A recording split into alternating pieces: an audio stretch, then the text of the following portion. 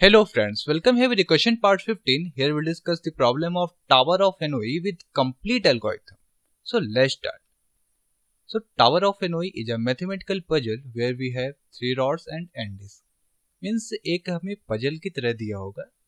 यहाँ पे हमारे पास n नंबर ऑफ डिस्क होंगे और डिस्क हमारा बड़े से और छोटे के ऑर्डर में रखा होगा. मीन्स बिगर से स्मॉलर डिस्क एक ऑर्डर में रखा होगा और हमें 3 रॉड्स गिवन होंगे. यहाँ पे रॉड्स को हम स्टैक की तरह कंसीडर करेंगे. स्टैक जैसे कि हम टॉप मोस्ट से ही कुछ ना कुछ इंसर्ट करवाएंगे और स्टैक के टॉप से ही कुछ ना कुछ डिलीट करवाएंगे. मीन्स स्टैक के बॉटम से ना तो हम कुछ इंसर्ट करवा सकते हैं ना फिर हम कुछ डिलीट कर सकते हैं. सो इस तरह से हमारे पास 3 रॉड हुए. Rod number 1, rod number 2, rod number 3, और या फिर हम बोल सकते हैं stack number 1, stack number 2, stack number 3, और हमें n number of disk given होंगे. So let's start. सो इस तरह से हमें एक स्टैक गिवन होगा. उस स्टैक में स्मॉलर टू बिगर के ऑर्डर में हमें डिस्क गिवन होगा और इस डिस्क को हमें उठा करके एक दूसरे रॉड में पहुंचाना होगा जिसके लिए कुछ कंडीशंस गिवन है. सो कंडीशन नंबर 1 बोल रहा है कि एक बार में हमारा एक ही डिस्क मूव करना चाहिए. मीन्स स्टैक के टॉप से हम एक बार में एक ही डिस्क मूव कर सकते हैं. ऐसा नहीं कि हम 4 डिस्क मान लो यहाँ पे गिवन है सो हम चारों डिस्क को उठा करके डॉट नंबर सी में पहुंचा दे. ऐसा नहीं, हम स्टैक के टॉप से एक ही डिस्क को मूव कर सकते हैं. और दूसरा कंडीशन ये है कि टॉप से ही मूव होना चाहिए. ऐसा नहीं कि हम इस वाले बीच वाले डिस्क को उठा करके और कहीं और पहुंचा दे जबकि टॉप वाला डिस्क हमारा वहीं का वही रह जाए. ऐसा कुछ भी नहीं होना चाहिए. और तीसरा कंडीशन ये है कि कोई भी छोटा डिस्क है उसके ऊपर कोई बड़ा डिस्क नहीं आना चाहिए. मीन्स बड़े डिस्क के ऊपर ही छोटा डिस्क आना चाहिए. अगर हम बोल दे कि इस वाले डिस्क के ऊपर हम ये वाला डिस्क पहुंचा दे तो ऐसा कुछ भी नहीं हो सकता है. सो इन 3 कंडीशंस को ध्यान में रखते हुए हम अपने पजल को सॉल्व करने की कोशिश करते हैं. सो हम फर्स्ट केज ले रहे हैं. फर्स्ट केज है कि अगर हमें सिर्फ एक ही डिस्क गिवन हो. सो अगर एक ही डिस्क गिवन होता है सो हम सिंपली ए से उठा करके और मान लो अगर हमें सी में पहुंचाना है तो सी में पहुंचा सकते हैं. मीन्स इसको उठा करके मैंने डायरेक्ट ही यहाँ पे मूव कर दिया. यहाँ पे हमें बी का कोई काम नहीं करना पड़ा. सो हम चेक करेंगे क्या यहाँ पे तीनों कंडीशंस हमारे फॉलो हो रहे हैं. सो पहला कंडीशन था कि एक बार में एक ही डिस्क मूव होना चाहिए. बिल्कुल एक बार में हमने एक ही डिस्क को मूव करके और सी में पहुंचा दिया है. दूसरा है कि टॉप मोस्ट एलिमेंट ही हमारा पॉप आउट होना चाहिए. यहाँ पे टॉप मोस्ट एलिमेंट ही हमारा पॉप आउट हुआ है. तीसरा है कि कोई भी छोटे डिस्क के ऊपर हमारा बड़ा डिस्क नहीं आना चाहिए. सो यहाँ पे बड़ा डिस्क मीन्स एक ही डिस्क है सो मैंने यहाँ पे कर दिया. सो ये किसी छोटे डिस्क के ऊपर नहीं आया है. सो इस तरह से हमारी तीनों कंडीशन फुलफिल हुई. सो एक डिस्क के लिए हम इस तरह से कर सकते हैं. मीन्स एक ही स्टेप हमें करना पड़ा कि मैंने ए से और डायरेक्ट सी में डिस्क को मूव कर दिया है जहां पर हम बी को एज अ इंटरमीडिएट मान के चलेंगे. So move disc from A to C using B. इसके लिए हम टावर ऑफ एनोई फंक्शन लिख रहे होंगे जिसमें मैं लिखूंगा कि यहाँ पे नंबर ऑफ डिस्क कितने हैं 1. मीन्स हम एक ही डिस्क को मूव कर रहे हैं. कहाँ से मूव कर रहे हैं? डिस्क स्टैक नंबर ए से. और किस स्टैक तक जा रहे हैं? स्टैक नंबर सी तक जा रहे हैं. और इंटरमीडिएट कौन सा है? बी. सो हम फंक्शन में कुछ इस तरह से लिख रहे होंगे कि जितने नंबर ऑफ डिस्क हम मूव करना चाह रहे हैं सबसे पहले वो, फिर कहाँ से जा रहा है? स्टैक नंबर ए से जा रहा है. इंटरमीडिएट कौन है? स्टैक नंबर बी है. और कहाँ तक जा रहा है? स्टैक नंबर सी तक जा रहा है. सो मैंने फंक्शन लिख दिया फॉर n इक्वल 1 के लिए कि 1, a, b, c. सो अगर हम सेकंड केज लेके चलें. सेकंड केज क्या है कि अगर हमें 2 डिस्क गिवन हो. सो अगर हमें 2 डिस्क गिवन होता है सो अगर मान लो ए में कुछ इस तरह से इनका अरेंजमेंट है और हमें इन्हें सी तक पहुंचाना है. सो हम कैसे कर सकते हैं? डायरेक्ट ऐसा नहीं कर सकते कि पहले रेड वाले को उठा करके सी में डाल दें उसके बाद ब्लू वाले को उठा करके सी में डाल दें. हमें कुछ इस तरह से करना होगा कि हमारे तीनों के तीनों कंडीशंस फुलफिल होनी चाहिए जो कि थी एक बार में एक ही डिस्क मूव होना चाहिए, अपर मोस्ट एलिमेंट ही मूव होना चाहिए और किसी छोटे के ऊपर कोई बड़ा डिस्क नहीं आना चाहिए. तो इसके लिए हम क्या कर सकते हैं? सबसे पहले जो हमारा टॉप मोस्ट ए में है यानी कि ब्लू डिस्क उसको उठा करके अगर हम बी में डाल दें और फिर जो ए वाला है रेड वाला उसको उठा करके सी में डाल दें और फिर जो बी वाला उसको उठा करके हम सी में डाल दें। सो इस तरह से हमारा कंडीशन फुलफिल हो सकता है। सो अगर हम टावर ऑफ हेनोई फंक्शन को कॉल कर रहे हैं, मीन्स अगर हम फंक्शन डिफाइन करने की कोशिश करें तो कैसे होगा। यहाँ पे नंबर ऑफ डिस्क 2 है, मीन्स हम 2 डिस्क के लिए ऑपरेशन परफॉर्म करना चाहेंगे। और जो 3 रॉड्स हमें गिवन है वह rod number A, rod number B और रॉड नंबर सी। तो अगर हम इसके लिए ऑपरेशन परफॉर्म कर रहे हैं तो सबसे पहला स्टेप क्या था कि हमने ए से उठा करके और बी में डाला, मीन्स जो हमारा ब्लू वाला था उसको उठा करके बी में डाला, कुछ इस तरह से। तो मैंने इसके लिए टावर ऑफ एनओई फंक्शन को कॉल किया, यानी फर्स्ट स्टेप हम चलेंगे तो इसमें हम एक ही डिस्क को मूव कर रहे हैं, कहाँ से ए से कहाँ तक बी में, और इंटरमीडिएट कौन सा हमारा सी वाला। सो इस तरह से मैंने फंक्शन डिफाइन कर दिया कि एक डिस्क के लिए ए से जा रहे हैं बी तक और सी हमारा इंटरमीडिएट, जो इंटरमीडिएट होता है उसको हम बीच में रख रहे होंगे। सिमिलरली अब सेकंड स्टेप क्या है कि ए से और सी तक में हम रेड वाला डायरेक्ट ही डाल देंगे। सो जब हम डायरेक्ट डाल रहे होंगे, डायरेक्ट डालने का मतलब जो सबसे बड़ा वाला जो सबसे बॉटम में रखा होगा, अगर उसको कहीं से एक जगह से दूसरी जगह मूव कर रहे हैं तो उसको बोलेंगे कि वो हमारा मूव हो गया, उसके लिए हमें टावर ऑफ एनओई फंक्शन कॉल करने की जरूरत नहीं पड़ेगी। सो मैंने यहाँ से ए से सी तक मूव कर दिया रेड वाले को। सो ए से सी तक जब हम मूव करेंगे सो रेड वाला हमारा यहाँ तक आ जाएगा। तो सेकंड स्टेप क्या लिखेंगे कि मूव कर दिया मैंने डिस्क को ए से सी तक, और जहाँ पे मैंने बी का कोई यूज नहीं किया सो हम सिंपली लिख देंगे बी को हमने इंटरमीडिएट मान लिया है, तो यहाँ पे सिंपली मैंने यूजिंग बी लिख दिया है। अब क्या करेंगे, अब इसके बाद में जो बी वाला था उसको मैंने उठा करके सी में डाल दिया है। सो अगर हम बॉटम मोस्ट की बात नहीं कर रहे होंगे तो हम टावर ऑफ एनओई फंक्शन को कॉल करेंगे। सो टावर ऑफ एनओई फंक्शन को कॉल किया एक डिस्क के साथ में, कहाँ से ले जा रहे हैं बी से ले जा रहे हैं, कहाँ तक ले जा रहे हैं सी तक में ले जा रहे हैं, और इंटरमीडिएट कौन सा हमारा ए वाला इंटरमीडिएट है। तो मैंने टावर ऑफ एनओई फंक्शन को कॉल किया ए से, सॉरी 1 डिस्क है, बी से ले जा रहे हैं सी तक ले जाएंगे और ए हमारा इंटरमीडिएट होगा। सो इस तरह से हमने टावर ऑफ एनओई फंक्शन को दोबारा से कॉल कर दिया है। 1 बी, बी मतलब जहां से ले जा रहे हैं, ए हमारा इंटरमीडिएट है और सी तक ले जा रहे हैं। सो इन 3 स्टेप में हमारा केस सेकंड कंप्लीट हो जाएगा। मीन्स अगर हमें 2 डिस्क गिवन होगा, सबसे पहले हम स्टेप 1 देन मूव कर देंगे, देन स्टेप 2। सो अगर हमारे पास 3 डिस्क गिवन हो तो हम कैसे करेंगे। सो उसके लिए हम देखेंगे कि जैसे मान लो अगर हमारे पास ये 3 डिस्क गिवन है और यहाँ से हमें यानी स्टैक नंबर ए से अगर स्टैक नंबर सी तक में ले जाना है, तो हम सबसे पहले क्या करेंगे कि अगर हम जो ये दोनों डिस्क हैं, अगर इन दोनों डिस्क को उठा करके बी में डाल दे, और जो ग्रीन वाला है मीन्स बॉटम मोस्ट है, अगर हम इसको उठा करके सी में डाल दे, तो जैसे यहाँ पे बॉटम में था वैसे ही ये डिस्क यहाँ पर बॉटम में आ जाएगा। तो जब यहाँ पे बॉटम में आ जाएगा फिर जैसे ये दोनों डिस्क हैं इन दोनों को एज इट इज उठा करके यहाँ पे डाल देंगे। मीन्स जैसे कि मान लो अगर मैं कर दूं कि जो रेड एंड वाइट वाला जो हमारा डिस्क था इन दोनों को उठा करके अगर हम बी में डाल दे, बी में कैसे डालेंगे। तो मैंने केस सेकंड देखा है कि अगर हमें 2 डिस्क गिवन होते हैं सो उन दोनों डिस्क को एक स्टैक से दूसरे स्टैक में कैसे डालते हैं। सो उसी प्रोसीजर का यूज करके मीन्स पहले इसको सी में डालेंगे, देन इसको बी में डालेंगे, उसके बाद इसको उठा करके बी में डाल देंगे। सो उसी प्रोसीजर की हेल्प से मैंने यहाँ पे जो ये दोनों डिस्क थे उन्हें उठा करके और स्टैक नंबर बी में डाल दिया है। अब क्या करेंगे कि ए को उठा करके और सी में पहुंचा देंगे, मीन्स डायरेक्ट मूव कर देंगे। और फिर ये जो दोनों डिस्क हैं फिर से प्रीवियस प्रोसीजर का यूज करके मीन्स केस सेकंड का यूज करके और इन दोनों डिस्क को हम सी के ऊपर डाल देंगे। तो इस तरह से हमारा कुछ इस तरह से बन जाएगा। तो अगर हम फंक्शन कॉलिंग की तरफ चल रहे हैं तो मैंने टावर ऑफ एनओई को फंक्शन कॉल किया है कितने डिस्क के साथ में, 3 डिस्क के साथ में। वो तीनों डिस्क कहाँ पे हैं, स्टैक नंबर ए में है, और उन तीनों डिस्क को कहाँ तक ले जाना है, स्टैक नंबर सी तक ले जाना है, और इंटरमीडिएट है हमारा स्टैक नंबर बी। सो मैंने टावर ऑफ एनओई फंक्शन को 3 ए मीन्स जहाँ से ले जा रहे हैं, बी जो हमारा इंटरमीडिएट है, सी जहाँ तक हमें ले जाना है, इसके साथ में कॉलिंग कर दी।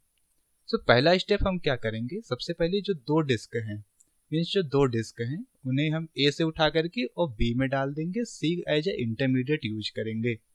सो ए से उठा करके बी में डाल दिया। डायरेक्ट नहीं डाल सकते हैं, इसके लिए हम प्रीवियस प्रोसीजर यानी कि सेकंड का यूज करेंगे और ए से बी में डालेंगे और सी को हम एज ए इंटरमीडिएट यूज करेंगे। सो 2 कॉमा ए जहाँ से ले जा रहे हैं वो ए, कॉमा सी जो कि हमारा इंटरमीडिएट हुआ, कॉमा बी जहाँ तक हम ले जा रहे हैं। सो इसका यूज करके हम इतना काम कर सकते हैं। अब इसके बाद में हम ग्रीन वाले को ए से उठा करके और सी में डाल देंगे, मीन्स हम डायरेक्ट मूव कर देंगे ए से सी तक में यूजिंग बी, मतलब बी हमारा एज ए इंटरमीडिएट हो जाएगा।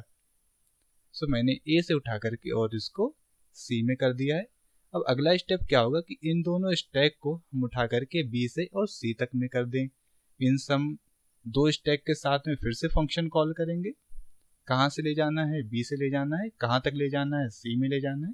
और एज ए इंटरमीडिएट कौन होना चाहिए, इंटरमीडिएट हमारा ए होना चाहिए, जो कि यहाँ पे इंटरमीडिएट दिख भी रहा है। सो हमने बी से उठा करके और सी तक में दोनों को पहुंचा दिया है और ए को एज ए इंटरमीडिएट यूज कर दिया। तो दोबारा से मैंने tower of Hanoi function call किया है 2 बी ए सी के साथ में। सो इस तरह से अगर हमें 3 डिस्क गिवन होते हैं सो हम टावर ऑफ हेनोई फंक्शन को कॉल करके और इस प्रॉब्लम को, इस पजल को सॉल्व कर सकते हैं। मीन्स पहले मैंने 2 डिस्क को उठा करके बी में डाला, फिर इस वाले को उठा करके सी में डाला, देन इन दोनों को उठा करके मैंने वापस से सी में डाल दिया है। तो सिंपल सा एक प्रोसीजर है जिसको फॉलो करते रहना है और हमारा टावर ऑफ एनोई सॉल्व हो जाएगा। सो अगर हम फंक्शंस की बात कर रहे होते हैं सो टावर ऑफ एनोई अगर हमारे पास n=1 होता है तो हम कुछ इस तरह से कॉल करेंगे कि a से c तक में हम डायरेक्ट मूव कर देंगे, यानी एक ही स्टेप में हमारा काम कंप्लीट हो चुका है। अगर हमारे पास 2 डिस्क होते हैं तो हम इस तरह से कॉल करेंगे, सबसे पहले एक डिस्क को उठा करके a से b में डालेंगे और फिर उसके बाद b से उठा करके c में डाल देंगे। सो इस तरह से n=2 के लिए कॉलिंग हो जाएगी। सिमिलरली n=3 के लिए मैंने देखा है, और अगर हमें n=n के लिए देखना है तो यहाँ पे 2 के लिए मैंने यहाँ पे 1 कॉल किया था 2 बार, 3 के लिए यहाँ पे मैंने 2 को 2 बार कॉल किया है। तो सिमिलरली यहाँ पे n के लिए n-1 हो जाएगा। और यहाँ पे आप देख सकते हैं जैसे कि यहाँ पे a, c, b था, सिमिलरली यहाँ पे a, c, b हो जाएगा। तो यहाँ पर भी a, c, b हो जाएगा। और सेकंड स्टेप क्या है, move disc from a to c using b, move disc from a to c using b। तो यहाँ भी हो जाएगा हमारा move disc from a to c using b।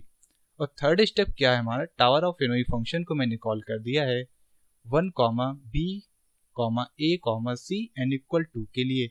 Similarly यहाँ पे n=3 के लिए n-1 हुआ है, मीन्स 3-1 हुआ है, और b a c as it is यहाँ पे आ गया है। तो हम यहाँ पे b a c को एज इट इज करके और यहाँ पे n की जगह पे n-1 कर देंगे, मीन्स n के लिए हमारे पास n-1 बी ए सी दोबारा कॉल हो जाएगा।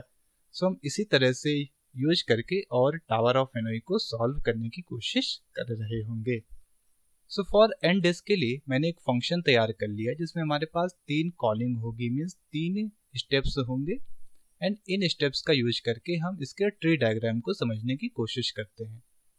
सबसे पहले मान लो कि अगर हमें n=3 के लिए प्रोसीजर देखना है तो मैंने सिंपली सबसे पहले n की वैल्यू 3, a की वैल्यू 1, b की वैल्यू 2 और c की वैल्यू 3 के लिए कॉलिंग कर दी, मीन्स 3, 1, 2, 3 के साथ में मैंने कॉलिंग कर दी है। अब यहाँ पे 1 हो जाएगा फॉर स्टैक नंबर 1, 2 हो जाएगा फॉर स्टैक नंबर 2, 3 हो जाएगा फॉर स्टैक नंबर 3। 1, 2, 3 कहाँ पे स्टोर होगा, variable a, variable b, variable c में। सो अब यहाँ पे आने के बाद में इसने इन 3 स्टेप्स को कॉलिंग करी है। कैसे कॉलिंग करी, n-1 a c b के साथ में। सो यहाँ पे n-1 हो जाएगा मीन्स 3-1 2, a की वैल्यू हो जाएगी हमारे पास 1, c की वैल्यू हो जाएगी हमारे पास 3 और b की वैल्यू हो जाएगी हमारे पास 2। सो 2, 1, 3, 2 के साथ में कॉलिंग कर दी है। और सेकंड स्टेप क्या है कि मूव कर देगा डिस्क को from a to c using b। So a to c move कर देगा। अब a है हमारा 1 और c है हमारा 3, सो 1 to 3 मूव कर देगा। Then after tower of Hanoi function को वापस से कॉल करेगा n-1 b a c के साथ में। सो n-1 मीन्स 3-1 यानी 2, बी है यहाँ पे हमारा 2, सो आ गया 2। उसके बाद ए है हमारा 1, सो आ गया 1। और सी है हमारा 3, सो आ गया 3। So tower of Hanoi function call हुआ 2, 1, 3 के साथ में। अब इस वाले फंक्शन को आगे प्रोसीड करेगा। कैसे प्रोसीड करेगा? तो इससे भी 3 चीजें हुई। इस वाले फंक्शन में n की वैल्यू हमारे पास 2 है, a की वैल्यू हमारे पास 1 है, b की वैल्यू हमारे पास 3 है और c की वैल्यू हमारे पास 2 है। सबसे पहले n-1, a, c, b के साथ में कॉल हुआ। n-1 means 2 - 1। a की वैल्यू हो गई हमारे पास 1, c की वैल्यू हो गई हमारे पास 2 और b की वैल्यू हो गई हमारे पास 3। सो 1, 1, 2, 3 के साथ में कॉलिंग कर दी। सेकंड स्टेप क्या है कि a से c तक मूव कर जाएगा। अब यहाँ पे a की वैल्यू हमारे पास 1 है और c की वैल्यू हमारे पास 2 है, सो 1 to 2 मूव हो जाएगा। थर्ड स्टेप क्या है कि टावर ऑफ हेनोई फंक्शन को कॉल कर देगा n-1 b, a, c के साथ में। तो यहाँ पे n-1, n है हमारा 2, सो n-1 हो गया 1, b है हमारा 3, a है हमारा 1 और c है हमारा 2। सो यहाँ पे tower of Hanoi function call हो गया 1, 3, 1, 2 के साथ में। देन अगर इसके तीनों स्टेप्स की बात करें तो यहाँ पे n हो गया हमारा 2, a हो गया हमारा 2, b हो गया हमारा 1 और c हो गया हमारा 3। तो सबसे पहले जो कॉलिंग हुई है वो होगी n-1, a, c, b के साथ में। तो यहाँ पे मैंने उसी ऑर्डर में कॉल कर दिया है। उसके बाद में सेकंड स्टेप और थर्ड स्टेप। देन अगर हम इसके तीनों की बात करें तो यहाँ पे n हो जाएगा 1, a हो जाएगा 1, b हो जाएगा 2 और c हो जाएगा हमारा 3। सो उसी ऑर्डर में मैंने फिर से कॉल किया है n-1, a, c, b के साथ में। सो n-1 यहाँ पे हमारा 0 आ गया, a की वैल्यू हमारे पास 1 है, c की वैल्यू हमारे पास 3 है और b की वैल्यू हमारे पास 2 है। तो 0, 1, 3, 2 के साथ में कॉलिंग हुई है। अब यहाँ पे एक चीज देखना होगा कि क्या कोई जीरो डिस्क हमारे पास पॉसिबल हो सकता है कि जीरो डिस्क को हम उठा करके एक जगह से दूसरी जगह पे करे। सो ऐसी पॉसिबिलिटी नहीं है। सो जब कभी भी हमारा n 0 आ जाएगा सो ट्री हमारा वहीं पे रुक जाएगा, मीन्स अब वो फर्दर कॉलिंग नहीं करेगा। अभी अगले स्टेप्स पे जाएगा। अगले स्टेप्स पे जाने के बाद में जहाँ जहाँ पे 0 आ जाएगा, मीन्स जहाँ जहाँ n की वैल्यू हमारे पास 0 आ जाएगी, मीन्स n-1 0 हो जाएगा, वहाँ पर कॉलिंग रुक जाएगी। सो इस तरह से हम ट्री डायग्राम समझ सकते हैं कि सबसे पहले जो हमारा आंसर आया है वो आएगा 1, 2, 3। देन आफ्टर ये आ जाएगा हमारा 1, 2, 2। देन आफ्टर हमारे पास आंसर आएगा 3, 2, 2। देन आफ्टर हमारे पास आंसर आएगा 1, 2, 3। अगेन हमारे पास जो आंसर आएगा वो आएगा 2, 2, 1। देन 2, 2, 3 एंड एट लास्ट हमारे पास आंसर होगा 1, 2, 3। सो जो हमें आंसर्स मिले हैं एक बार उन्हें हम रीचेक कर ले रहे हैं। तो जैसे अगर n = 3 के लिए हमें जो आंसर्स मिले थे 1, 3, 1, 2, 3, 2, 1, 3, 2, 1, 2, 3 एंड 1, 3, तो इनको हम अगर रीचेक कर ले, रीचेक करने का मतलब हुआ कि सबसे पहले 1 से 3 में जाएगा, तो टॉप मोस्ट हमारा 1 से और 3 में चला जाएगा, मीन्स कुछ इस तरह से। अगला स्टेप होगा 1 से 2 में जाना। सो अब ये टॉप पोस्ट उठ करके 1 से 2 में जाएगा, मीन्स ग्रीन वाला हमारा सेकेंड स्टैक में आ जाएगा। सो यहाँ से उठ करके ये 2 में आ गया। देन थर्ड स्टेप है हमारा 3 से 2 में चला जाए। सो ये ग्रीन वाला उठ करके और पर्पल वाले के ऊपर नहीं, 3 से 2 आना है। सो पर्पल वाला उठ करके और ग्रीन वाले के ऊपर आ जाएगा, मीन्स यहाँ तक आ गया है। अब नेक्स्ट स्टेप है हमारा 1 से 3 में जाएगा। सो येलो वाला उठ करके हमारा स्टैक नंबर 3 में चला जाएगा, मीन्स कुछ इस तरह से हो जाएगा कि येलो वाला हमारा स्टैक नंबर 3 में आ गया है। नेक्स्ट स्टेप है हमारा 2 से 1 में चला जाए। सो 2 का जो टॉप मोस्ट है उठ करके और 1 में चला जाएगा, मीन्स पर्पल वाला हमारा 1 में चला आया है। सो कुछ इस तरह से बन गया। नेक्स्ट स्टेप है हमारा 2 से 3 में चला जाए। सो 2 से 3 में चला जाएगा, मीन्स ग्रीन का जो डिस्क है हमारा वो येलो वाले डिस्क के ऊपर चला जाएगा। सो ग्रीन का डिस्क हमारा येलो के डिस्क के ऊपर आ चुका है। देन बोल रहा है कि 1,3 के साथ में कॉलिंग मीन्स 1 3 की जगह चला जाएगा, मीन्स यहाँ से और 3 में आ जाएगा। सो इस तरह से जैसा कि हमारे पास पहले था वैसा सेम हमें दोबारा से मिल गया है। उसके लिए मुझे कुछ ये ऑपरेशंस करने पड़े और हमारे तीनों कंडीशंस फॉलो हुए। तीनों कंडीशंस का मतलब ये हुआ कि एक बार में हमारा एक ही डिस्क मूव हुआ है, जो अपर मोस्ट डिस्क था वही मूव हुआ है, और कोई भी छोटे डिस्क के ऊपर कोई बड़ा डिस्क नहीं आया है। जैसा कि यहाँ देख सकते हैं बड़े डिस्क के ऊपर ही कोई ना कोई छोटा डिस्क है, छोटे डिस्क के ऊपर कोई बड़ा डिस्क नहीं आया है। सो इस तरह से हमारे तीनों कंडीशन सेटिस्फाइड हो रही हैं और हमारा जो टावर ऑफ हेनोई फंक्शन था n की किसी भी वैल्यू के लिए सॉल्व आउट हो चुका है। सो अगर हम इसे एक प्रोग्राम के थ्रू समझ रहे होंगे तो प्रोग्राम कैसा होगा कि हमने इंट मेन में टावर ऑफ हेनोई फंक्शन को कॉल कर दिया है। कितने स्टैक्स, स्टैक 3 के लिए मान लो कॉलिंग करी है 1, 2, 3। ये मैंने जो तीनों स्टैक्स थे उनके नंबर्स दे दिए हैं। ये जो पहला स्टैक या पहला रॉड था उसका नंबर मैंने 1 मान लिया है, जो दूसरा रॉड था हमारा उसका मैंने नंबर 2 मान लिया है, और तीसरा रॉड हमारा नंबर 3 का है। जो सबसे स्टार्टिंग में लिखा हुआ है n की वैल्यू है, मीन्स कितने नंबर ऑफ डिस्क हमें गिवन है। सो मैंने टावर ऑफ हेनोई को 3, 1, 2, 3 के साथ में कॉल कर लिया है। इसका मतलब n की वैल्यू यहाँ पे 3, a की वैल्यू 1, b की वैल्यू 2 और c की वैल्यू 3 आ चुकी है। सो स्टैक में हमारा 3, 1, 2, 3 पुट हो जाएगा, मीन्स पुश हो जाएगा। सो स्टैक में एक एक्टिवेशन रिकॉर्ड बन चुका है n = 3, a = 1, b = 2, c = 3 के लिए।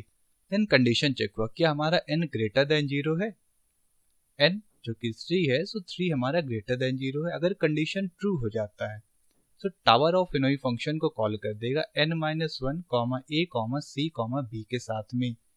सो अब ये कॉल कर दिया टावर ऑफ हेनोई फंक्शन को n - 1 मीन्स 3 - 1, a है हमारा 1, तो 3 - 1 मीन्स 2, 1, b, c के साथ में, मीन्स n - 1 2, a की वैल्यू 1, c की वैल्यू हमारे पास 3 है और b की वैल्यू हमारे पास 2 है। तो टावर ऑफ हेनोई 2, 1, 3, 2 के साथ में कॉल हुआ। सो एक नया एक्टिवेशन रिकॉर्ड हमारे पास आ चुका है जो कि हो जाएगा 2, 1, 3, 2 का एक एक्टिवेशन रिकॉर्ड। अब ये हमारे स्टैक में पुश हो चुका है। देन अब इसके लिए दोबारा से कंडीशन चेक होगा। कंडीशन क्या चेक होगा, n ग्रेटर देन 0 है, बिल्कुल 2 ग्रेटर देन 0 है। कंडीशन फिर ट्रू हो गया। ट्रू होने के बाद में फिर से ये टावर ऑफ हेनोई फंक्शन को कॉल करेगा n - 1, n है हमारे पास 2, तो 2 - 1 मीन्स 1, a, अब a है यहाँ पे हमारे पास 1, c हमारे पास 2, b और b हमारे पास 3 है।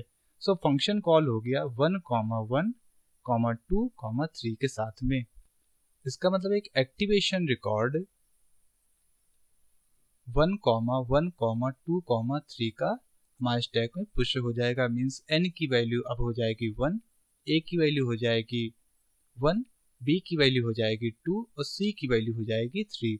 सो जब इस एक्टिवेशन रिकॉर्ड के साथ में फिर से कंडीशन चेक हुआ, मीन्स n ग्रेटर देन 0 है, बिल्कुल 1 ग्रेटर देन 0 है, सो कंडीशन ट्रू हो गया। सो फिर से इसने टावर ऑफ हेनोई फंक्शन को कॉल किया है किस वैल्यू के साथ में, n - 1 मीन्स 1 - 1 यानी 0, a, अब a हमारे पास 1, c हमारे पास 3, b हमारे पास 2। तो फिर से कॉलिंग हो गई 0, 1, 3, 2 के साथ में। तो सर जब ये कॉलिंग हुई तो फिर से एक नया एक्टिवेशन रिकॉर्ड हमारे स्टैक में पुश हुआ 0, 1, 3, 2 का। सो यहाँ पे n की वैल्यू 0 हो गई, a की वैल्यू 1 हो गई, b की वैल्यू 3 हो गई और c की वैल्यू हमारे पास फिर से 2 हो गई है। तो जब इसके साथ में कॉलिंग हुआ सो कंडीशन चेक हुआ। कंडीशन क्या था, n ग्रेटर देन 0 है, नहीं, कंडीशन फॉल्स हो गया। तो जब कंडीशन फॉल्स हो गया सो अब इसके लिए तो ये प्रोसीजर फिर से हुआ नहीं। सो क्या करेगा, वापस से अपने पेरेंट के पास चला जाएगा। सो जब पेरेंट्स के पास जाएगा सो यहाँ से ये एक्टिवेशन रिकॉर्ड पॉप आउट हो जाएगा। सो ये वाला एक्टिवेशन रिकॉर्ड अब पॉप आउट हो गया है। अब इसके पेरेंट के पास में मीन्स जो कंपाइलर था वो हमारे स्टैक के टॉप में देखेगा, जहाँ पे मिलेगा इसे 1, 1, 2, 3 means n = 1, a = 1, b = 2, c = 3 का एक्टिवेशन रिकॉर्ड। सो यहाँ पे आ जाएगा। यहाँ पे आने के बाद में देखेगा कि हमारा एक तो कंप्लीट हो चुका है। अब वो सेकंड स्टेप पे आएगा। सेकंड स्टेप क्या था, प्रिंट कर देगा। प्रिंट क्या करेगा, a, c की वैल्यू को। सो यहाँ से a, c की वैल्यू मीन्स 1, 3 को प्रिंट कर देगा। देन जब ये काम भी हमारा कंप्लीट हो गया, सब वो नेक्स्ट स्टेप में आएगा। नेक्स्ट स्टेप में आने के बाद में फिर से वो टावर ऑफ हेनोई फंक्शन को कॉल करेगा with value n-1, b, a, c के साथ में। सो यहाँ पे n है हमारा 1, सो n-1 0, b है हमारा 2, a हमारा 1 और c हमारा 3। सो फिर से कॉलिंग हुई 0, 2, 1, 3 के साथ में। जब ये कॉलिंग होगा सो 0, 1, 0, 2, 1, 3 का एक्टिवेशन रिकॉर्ड हमारे स्टैक में अब पुश हो गया। इस कंडीशन के लिए हमारे पास से कंडीशन चेक हुआ। कंडीशन क्या था, 0 > 0, कंडीशन फॉल्स हो गया। जब कंडीशन फॉल्स हो गया तो अब ये इस फंक्शन से बाहर आ जाएगा और उसी टाइम पे जो एक्टिवेशन रिकॉर्ड था ये भी अब पॉप आउट हो जाएगा। सो जब ये अपने पेरेंट के पास आएगा, सो पेरेंट के पास आने के बाद देखेगा कि अब इसके सभी काम कंप्लीट हो चुके हैं। मीन्स 1, 1, 2, 3 के सभी काम कंप्लीट हो चुके हैं। सो अब ये भी पॉप आउट हो जाएगा। पॉप आउट होने के बाद में अब स्टैक से बाहर आ गया। अब हमारा कंपाइलर देख रहा है 2, 1, 3, 2 की जगह पे। सो जब ये यहाँ पे देखेगा सो इसे ये मिलेगा। अब इसके लिए क्योंकि एक स्टेप पूरा हो चुका है, सो अब ये सेकंड स्टेप पे आएगा। सेकंड स्टेप क्या है, a, c की वैल्यू को प्रिंट करना। अब यहाँ पे a की वैल्यू हमारे पास 1 है, c की वैल्यू हमारे पास 2 है। सो 1, 2 को ये प्रिंट कर देगा। सो यहाँ पे 1, 2 की वैल्यू को इसने प्रिंट कर दिया है। सो अब नेक्स्ट स्टेप में आएगा। नेक्स्ट स्टेप में क्या है कि टावर ऑफ हेनोई फंक्शन को फिर से कॉल करेगा with value n-1, b, a, c के साथ में। अब यहाँ पे n की वैल्यू हमारे पास 2 है। सो n-1 हो जाएगा हमारे पास 1, b की वैल्यू 3, a की वैल्यू 1 और c की वैल्यू 2।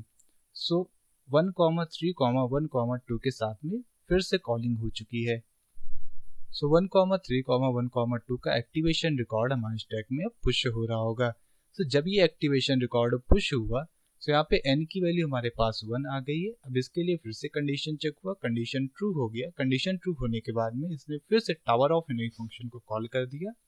n-1 मीन्स 1 - 1 यानी 0, a की वैल्यू है हमारे पास 3, c की वैल्यू हमारे पास 2 और b की वैल्यू हमारे पास 1 है। सो फंक्शन कॉल करेगा 0, 3, 2, 1 के साथ में। अब क्योंकि 0 के लिए कंडीशन फिर से फॉल्स हो गया है, सो ये अपने पेरेंट के पास आ रहा होगा। सो जो एक्टिवेशन रिकॉर्ड अभी पुश हुआ था अब ये पॉप आउट हो जाएगा।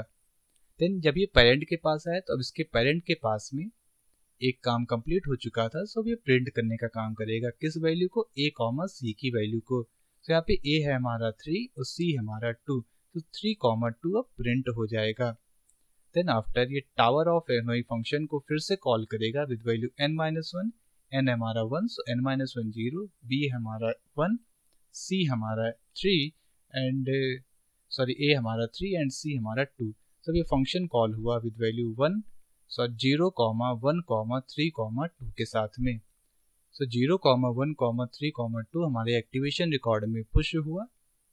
देन आफ्टर कंडीशन चेक हुआ, क्या n > 0 है, n 0 है हमारा, सो कंडीशन फॉल्स हो गया। जैसे ही कंडीशन फॉल्स हुआ सो अब ये स्टैक से पॉप आउट हो जाएगा और अपने पेरेंट को वापस से रिटर्न कर जाएगा। सो ये अपने पेरेंट को वापस से रिटर्न कर गया है। अब यहाँ पे 1, 3, 1, 2 के जितने भी काम थे, मतलब 3 स्टेप्स थे, तीनों स्टेप कंप्लीट हो चुके हैं। सो ये भी वैल्यू हमारी पॉप आउट हो जाएगी। सो 1, 3, 1, 2 पॉप आउट हुआ। पॉप आउट होते ही अपने पेरेंट के पास आ जाएगा। इसके पेरेंट के पास क्या है, 2, 1, 3, 2।